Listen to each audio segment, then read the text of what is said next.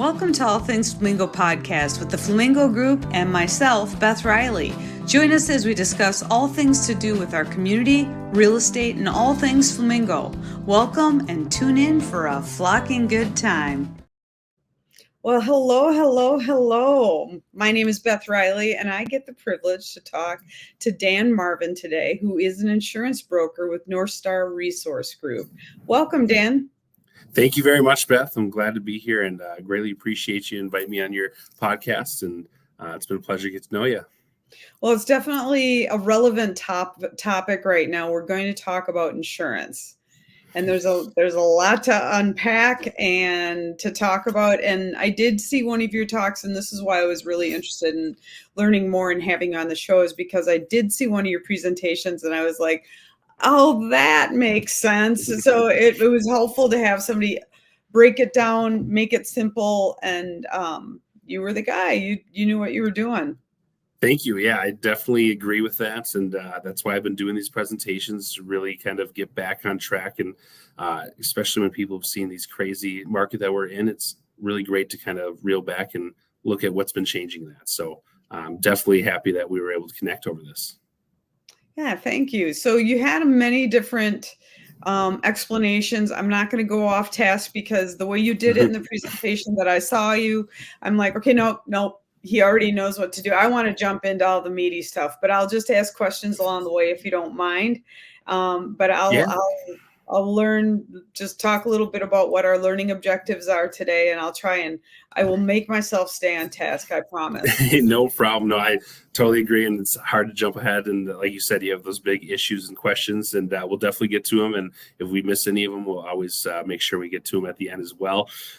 Really, the inner kind of learning objectives I put together is just going over insurance, kind of going through a outlook of some people we don't really know how much they know or how experienced they are with insurance. So I really try to go from as easy as possible and kind of relate to what is changing now in our markets. So as we talked about, we're going to go over the market change overview, kind of go over the homeowner coverages, auto and umbrella, and what this information can do for you, and also how to utilize this. And like I said, I've done this presentation for a lot of real estate agents and also just brokers in the area too, just to get people kind of caught up to speed on this as well. So the first point we really go to, our next slide is kind of just what insurance is. Did we lose you? There we go. What insurance is, and really the essence of, I found this quote, essence of risk management lies in maximizing the areas where you have some control over and while minimizing the areas where you don't have control over it. Really, insurance is just a risk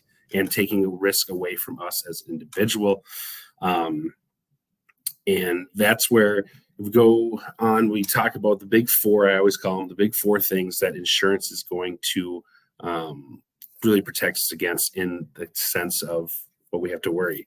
So on the next slide, we'll see our big four that we talk about and what insurance really protects you against. And these are the big four that can take away a lot of our life-saving financial legacies and things like that. That just is lawsuits, the catastrophic events, disability, and untimely death. And under those, I have policies that kind of correlate with those big four and the big four reasons and risks that we can't control. And that's where insurance comes into play. So, perfect.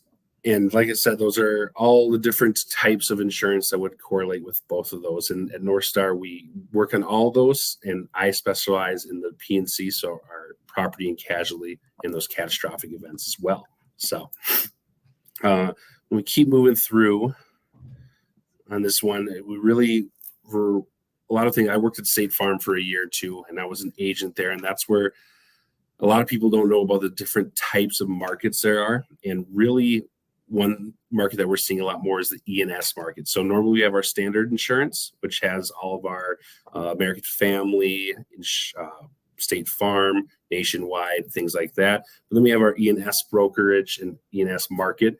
That is for new ventures. It's definitely it's a little bit more expensive, more underwriting that needs to go on, but they are great for helping new business ventures. One time we've seen them recently is with axe throwing, because at first they're like, hey, I'm going to let people throw axes and drink beers. And people are like, well, I don't know if we can cover that, but that's where E&S can take on those new challenges, but also get you back into the standard market later on. So Dan, if we can go back just a sec on that. So yep. You were talking in the last slide, there's different risks we can protect against. And one would be a lawsuit, catastrophic events, disability, untimely death. Mm-hmm. Lawsuits, you have auto insurance, homeowners insurance, and umbrella policy. That's everybody should have those insurances. Is that correct? And so one thing too about Minnesota is Minnesota's a state where they can garnish your wages for 20 years in the sense of a car accident or anything like that. And that's why really making sure you have the adequate coverage on those items, your car insurance, your auto insurance, your homeowners and things like that really is key. And not saying it's always going to happen, but it's just the risk that we want to protect against.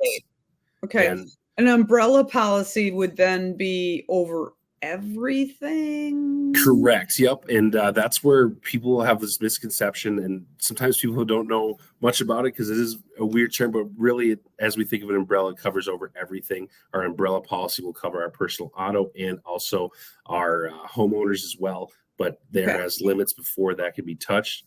And it's definitely good to have. I'll have a slide in there later as well. Like you said, they're the good points, and those are going to be in there too, because a lot of people don't know too much about an umbrella policy, or they might have heard it here and there, but it's so crucial to have part of your risk management plan. So yeah, I think we got an umbrella policy when we put a trampoline in the backyard. Oh yeah, that's a great one. Everyone has their own reasons too, but that is a great reason as well, because a lot of times our parents don't think about that as the kind of insurance and risk you have when you do have kids over or parties or things like that as well. It's really not something fun to talk about, but until someone does actually get hurt, and then and the great quote that my managers told me is, your aunt's not going to sue you. It's going to be your insurance company that does. So even though they're your best friends and, they would never do so, it's going to be ultimately up to them to subjugate it, or if they have to do that. So catastrophic events for Minnesota would be anything from hail to tornado. Yes. Yep. Wind, hail. Catastrophic is in the point of you had a building, there's barely anything left. The worst of the worst happens, of big crazy fire or something. And that's what I really try to train a lot of my clients on, is we are really trying to protect against these big catastrophic events. And these little claims, they can be tough at times, and we really help to get through that. But filing a lot of minuscule, smaller claims can really impact your future insurability. And we've seen that a lot in this tough market. And that's where I always talk about catastrophic. That is when nothing's left. We want it rebuilt, so whatever it was. So definitely a big coverage. All right. So you only want to go for the big claims, not the little guys. You really do. And trying to coach my clients through that is really part of my job as well, in the sense of just, it can be done. We can always file a claim, but is it going to be best case for us, and especially down the road as well. And disability, what exactly is disability insurance? So we have a whole department on disability insurance, and it really is, I've seen it a really lot in medical or higher end terms, where it's like, if I were disabled and not be able to get an income, how can I take care of myself? And especially being like maybe the single breadwinner of a family, having that income is very crucial, and it's definitely a thing that we can insure and protect against. And those are policies as well that really help high income earners too, or low as well, just to make sure that they are protected. They can range in how much they cost, and it's a whole different crazy language. I'll hear them talking sometimes in the DI department. I'm like, what does that mean? And it's really good to have specialists in that. I try to stick to P&C, but it's definitely a great coverages to have. And there's a lot of professionals that can help you with that as well. Okay. And then untimely death, we have life insurance. Life insurance, correct. Annuities, things like that as well, to really protect that. So those, like I said, the big four and the risk in our life that we really try to prevent against. And that's what insurance basically is going to cover you on, those really big four to protect against. All right. I just wanted to touch base on them because I think sometimes the people are underinsured. I think the umbrella policy is super important, just in case, right? You're very right, and very inexpensive and great option as well. So it's just people don't know about it yet. So great to always try to talk about as much as I can to people who might not know. Now, the standard market is really us going out. Let's say it's just your average Joe that goes out into, now it's on we're talking about markets and how you get insurance. The standard market is really what you go out to for hazard insurance or whatever.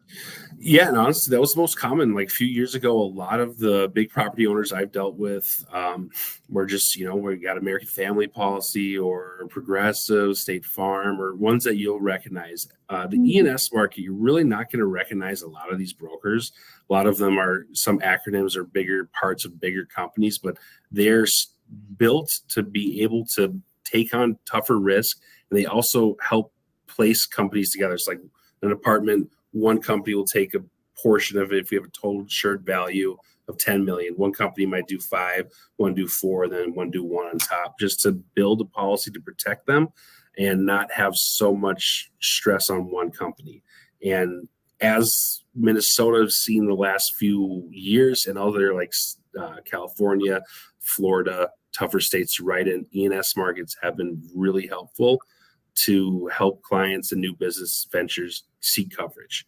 And like I said, new business ventures are really pivotal to E&S, the market, because they will take on risks that other carriers won't. Mm-hmm. And that's where we'll learn that experience for new ventures really plays a big part. For example, I had a client who wanted to start a restaurant, and that they had a chef that started multiple restaurants. We were able to get a quote from a standard carrier who was more willing to take that risk than maybe someone just starting a new venture and not having that expertise, and they might have to be on the E&S market for 3 or 4 years before they can get a quote on a standard market. So there is use for it, but it is a little bit more expensive and more underwriting. It's spreading out the risk. It is. It really is, and it's allowing us to take on new risks. Like I said, the axe throwing was a big thing. Oh, yeah. Now a lot of carriers are like, oh, yeah, I'll write that. That sounds perfect. It's like, well, a few years ago, thought it was horrible. And now it's more doable now. And so it really does help kind of start out and for different industries as well. Now, you're a broker and not I forgot the term. Is it called a captive agent? Is that it? Or is that correct? Agent.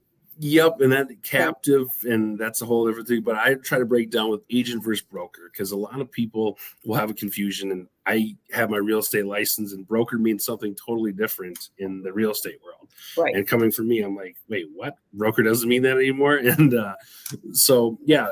broker is someone I'm going to shop on my client's behalf. I have a client I can shop out other carriers I'm appointed with, which usually are the big ones like Travelers, Safeco, Liberty Mutual, and things like that. And an agent is going to be someone who maybe just works at Travelers. Like I am an agent just for Travelers. I just sell Travelers insurance. Or for State Farm, it's very popular where they can just sell State Farm policies and can't help you with other policies. So having we would go to that would shop for us. Yeah, having a shop, I would be able to shop for you in multiple markets as well. Agents will be just limited to theirs. They can always send you a referral or request, but in this tougher market, it's always good to have a agent and a broker kind of working together to find some options for you, because some agents aren't able to write policies with, or maybe their company doesn't take that risk. So it's tough as an agent. We're like, okay, goodbye, good luck with someone else. But it's definitely nice to be able to shop and have multiple options in the broker space. You explained some things in the last meeting. I hope I'm not jumping the gun here at all. But what was interesting is a lot of people had blamed a lot of rising insurance to global warming. Now, I'm not saying it's not that. It's just that you had some other explanations, too, of why there are raising rates or rising prices in the insurance market. Yeah. And really, I remember us talking about that because it kind of came to me a while ago, because I've been dealing with a lot of apartment complexes. And right now that has been tough to write, I tell you. And it's a lot of rejection going through all these other carriers, but I'll see what they used to have. And you can just tell that it was a very competitive market probably 5 or 6 years ago, where every company was like, hey, I'll give you a full replacement cost, very low deductibles, $5,000 deductibles, $15,000 for the year. And that one also got $1.6 million worth of roofing and siding this year and paid their $5,000. So, and when you look at that, oh, I know. And when you look at that, even their $10,000 a year premium they were charging for 10 years before is not even going to put a dent into that. So I think it's really a lot of just competitiveness where we kind of got caught where now everyone's getting new roofs. We're having these huge claims, and a lot of these insurance companies weren't ready for that kind of wake up, and especially Minnesota with record wind and hail the last 2 years, first year and then the year right after. It's really been a unique time in Minnesota, and usually it's not as hard to place stuff around here, but we've been finding a challenge in the commercial sphere and also the residential as well.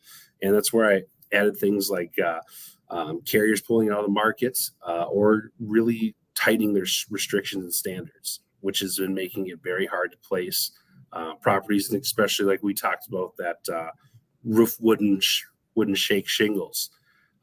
That's going to be, especially when it's like 20 years old, so it's even a little bit tougher. So it's definitely becoming a factor that people are paying more attention to, is that roof age and roof type in buying residential. The shake shingles that we just recently had, it was a 30-year-old roof and had the shake shingles, and they would not insurance. They would not. And that's what's so tough. Yeah, what we had to do was comply. We could buy the house, but we had to replace it in 3 months. Yikes. And especially that bill after just buying a house. That's, oh my goodness. So that was all in the negotiations between the seller and us. Oh yeah, that's tough. I don't know. It didn't look like there was hail damage, but I don't know if it's as easy to find hail damage on a shake shingle as there is right. So I bet, yeah, that'd be very tough. A lot of different, I think we're playing with a lot of different issues. And that's what's tough too, is it's really people are becoming more aware because you were seeing it in the residential market as well. And like for me, I felt like I was on an island alone, just talking about how tough insurance was a few months ago. Now everyone's like, okay, now we're getting our rejections, or the that circumstance is very tough. So what are some of the different homeowner coverages? Awesome. Well, yeah, and that's the thing too, is kind of going over just the homeowner coverages. We have our HO3, HO4, HO6. The most common, I love doing this presentation just for this part of it, is because all these three have one really important thing that doesn't have to do with your house. And that's one of my favorite things. It covers you all around the world, which is our good old general liability. And I joke about it, Mr. 305, Mr. Worldwide, because that general liability will cover you no matter where you go. There we go. Perfect. I love doing that part.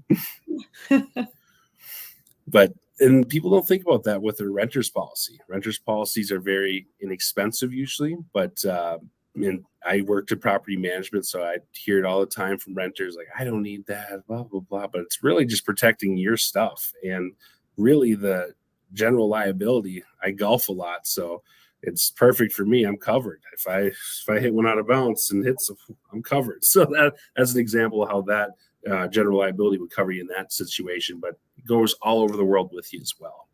And people forget that part about it.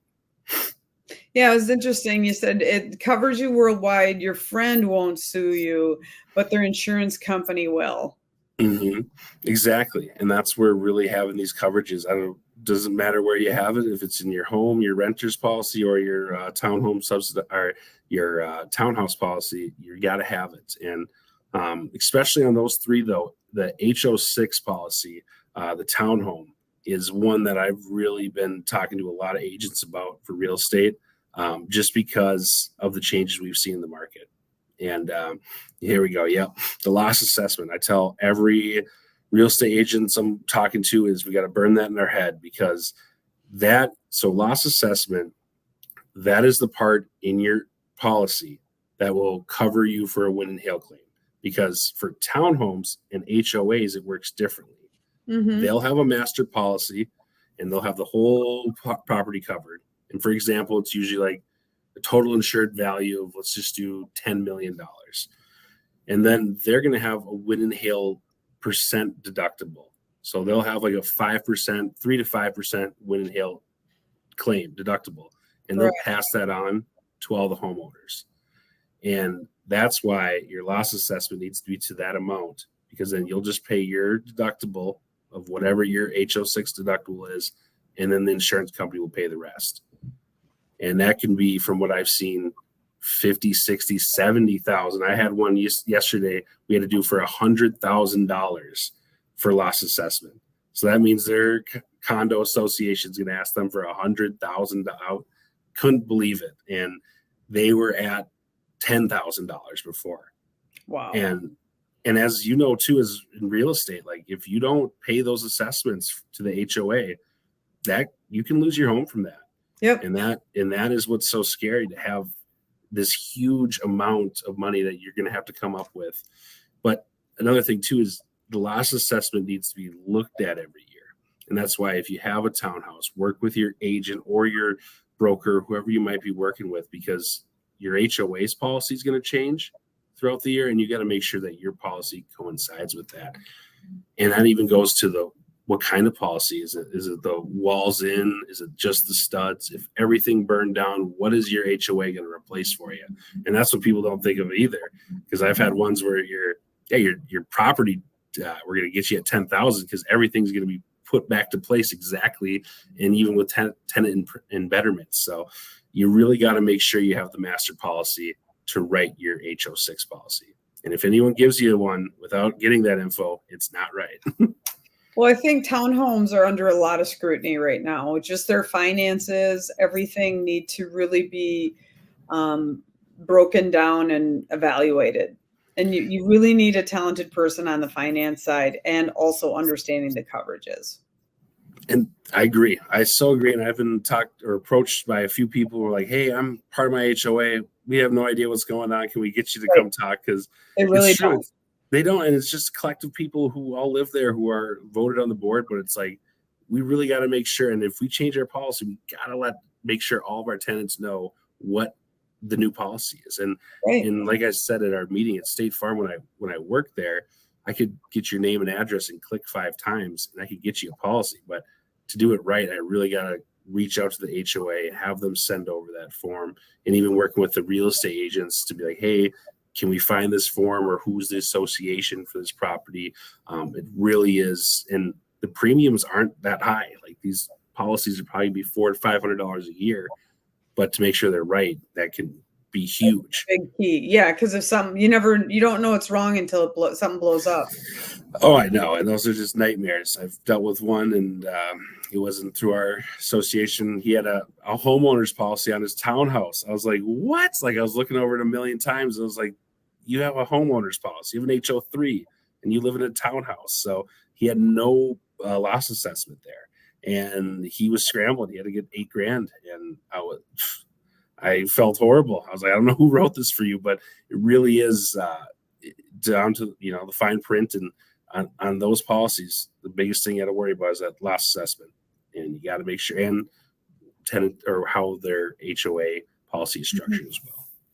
Now, auto coverage is another area. Now, this is something you're just basically educating us. You don't do any auto coverage, do you?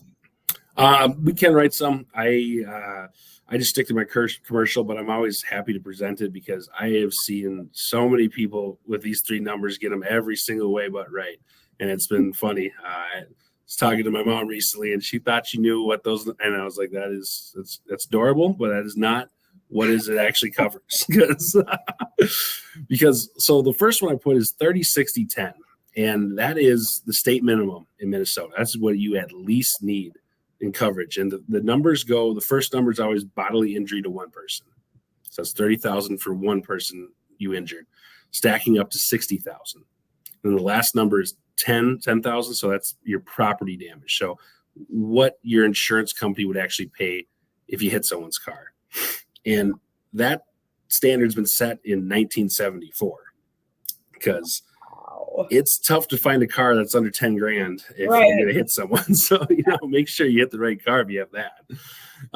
But that's why we are always going to suggest that I carry personally the 250, 500, 100,000. And they're really high limits. But the reason why I carry those and a lot of people are going to have to, is because you'll need those coverage of 250, 500, 100 to get an umbrella policy. And we'll go over that later or in the next few slides here, but that is the coverage on top. So if I hurt someone, one person, 280,000, and I couldn't come up with the 30,000, that's where the umbrella comes in on top. No deductible is a comfort on top of what damage I might have caused. And yeah, the thing I put at the bottom is full coverage. People always say they have full coverage, but they don't really know what they mean by that. Like in the sense That's of, correct. what do you mean? Do you have state minimum, but you have full coverage? So you don't really have it, or you just have liability, but you're covered if you hurt anyone. And so that's really just, I know no one likes to pay for their auto insurance or talk about it, but really having those right limits is huge in the sense of, if you get in a car accident, it really can, like I said, the big four can be really big. And especially in Minnesota, where they can garnish your wages for 40 or 20 years, it is really, for our financial advising clients, we do not allow it to be at state minimum. You got to make sure, because that's the biggest that can take your wealth, not having those limits correct. Good. The umbrella policy, you said that plays a role in actually getting liability. Okay, I misunderstood. Liability was the last thing. 250, 500, 100, and then plus a liability policy. Is that correct? So those limits for a lot of my carriers that we'll write with is they'll require, I've seen some where it's 100, 300, 100. So they'll require you to have those auto limits to be eligible for an umbrella.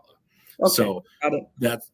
And that's just and weirdly too, if you have a boat, they'll ask for those coverages. So they'll make sure that you're properly insured and not having the umbrella cover you entirely. The umbrella should be I really screwed up. This needs to save me catastrophic. Okay. Yep. And that's what I need people to understand too. It's like, that's what's tough for insurance. Like, I hope you never use this policy. I really hope you don't, but I do. If you're ever in that situation, I want you to make sure that you are comfortable and you will not, be taken advantage of on that. And that's where it's very inexpensive once you have those limits, and you get $1 million for under $20 a month, and depending on carriers. So it's really not too much. You just got to have those right coverages to get you up to that limit. So why is it important to leverage your resources for relevancy? I don't know what that means. So I was using that for a lot of my insurance real estate agents I talked to, is just using your knowledge of, basic knowledge of insurance to kind of set yourself apart from other agents, saying like, hey, in this way you have the roof where that could be an issue, or having a broker in your pocket to be like, hey, we can actually shop these out, and having access or knowledge of the insurance to kind of best help your clients. I think that's huge, especially for commercial property. It's been day and night change from a few years ago, and I've been working with some of these clients where they're seeing increases of like 90 to 100% and worse coverages almost. And it's been a huge talking point for commercial real estate owners, just trying to find anywhere to find insurance and to get over that challenge. So that's really what I wanted to leave with my teachings when I did it with real estate agents, is you really got to know a little bit of everyone.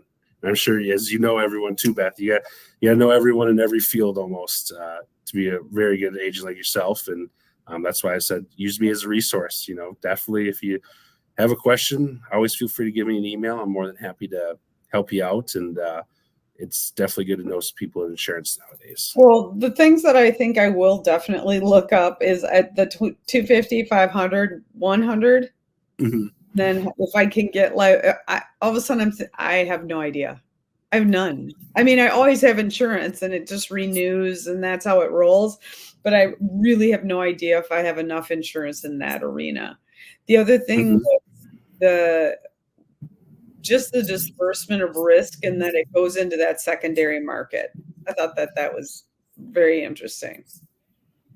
Oh yeah. And a lot of people have never heard about the excess and surplus market. And I was really new to it as well before I started being in the broker spaces. I've never really heard of such companies, but that I was able to do my research and find out that they are kind of the last resort option, or like I said, temporary option for maybe with bad claim history or things that other standard markets wouldn't like. And I've had to help my clients with that too. It's like, it's not the end of the world.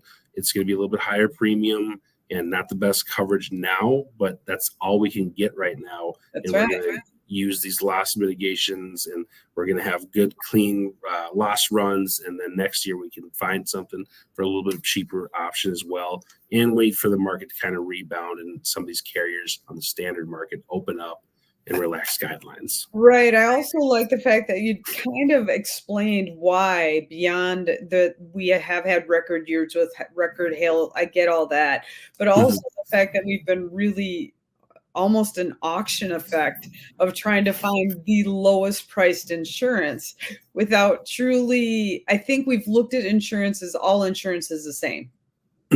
Yep. It's been the 100%. And that's why we thought it was just a commodity that you just go out and you get insurance and you show your insurance card and, you get out of jail for free. I don't know. That seemed to be the direction, or at least that's how I had treated it for a long time. Everyone has, and I totally agree with you. And that's where like a lot of people were just selling on price and the best of the best, and they were so competitive until the point where like, wait, what are we doing? You're gonna charge them $5,000 for a whole new roof and siding on everything? Like, okay, like what? And that's where it's just crazy. Yeah, and that's where it's tough because everyone else will say oh, it's because of the roof or wind and hail and stuff, but I think there's also blame to play on selling on price. And that's where I kind of like what I do now is I'm really not selling on price. I'm really just making sure you're protected and have the things you need, because price is always going to go up and down, but when you need this policy, I need to make sure it's doing what we planned on it to do. And if I have to have to lower your protection just for the price to win your business, it's not a business that I want to do. And that's definitely what we have to do. I agree.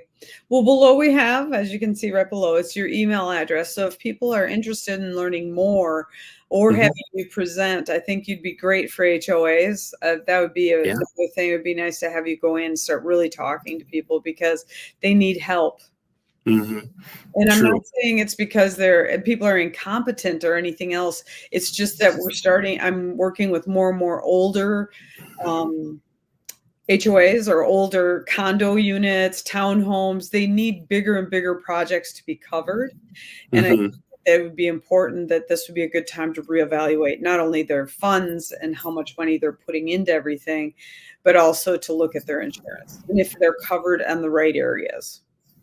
I totally agree. And that's why I was so happy when you invited me on your podcast here. I really do like just kind of educating little people a little bit more about this changing market. Because like you said, if you don't have a huge increase, I don't know why people aren't looking at their insurance, and it's kind of swept under the rug, but I'm more than happy to try to make it fun and try to get a little educational out of it at least. So. Well, thank you so much, Dan. I appreciate your time. And this was very informative. At different points, I'll have to go back through the deck and figure it out again, but I did go over it. I've seen your presentation.